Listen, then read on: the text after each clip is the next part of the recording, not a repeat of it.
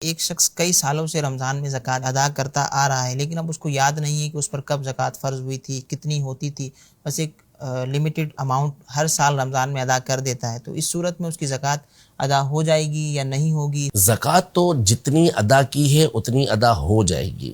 لیکن اس پر یہ لازم ہے اول تو کہ جتنی اس کے اوپر زکوٰۃ بنتی ہے اس کا حساب اسے لگانا پڑے گا۔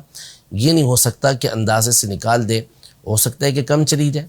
تو اندازہ اس کا ایسا ہونا چاہیے کہ جس میں زیادہ رقم جائے، کم تو کسی صورت جانی ہی نہیں چاہیے، تو حساب کر کے پھر زکوٰۃ کی رقم نکالنا یہ ضروری ہے۔ دوسرا یہ کہ یہ بھی نہیں ہے کہ رمضان کے اندر ہی زکوٰۃ ہر ایک پر فرض ہوتی ہے۔ عمومی طور پر بندہ صاحب نصاب جو ہوتا ہے وہ رمضان کے علاوہ کسی اور مہینے کے اندر ہی ہو رہا ہوتا ہے، تو اس کا ظن غالب کرنا پڑے گا، سوچنا پڑے گا، ذہن لگانا پڑے گا، اور جہاں آپ کا خیال جمے کہ اس سال اس مہینے اور اس دن کو میں صاحب نصاب ہوا تھا، تو اس کے مطابق پھر آپ کو اسی دن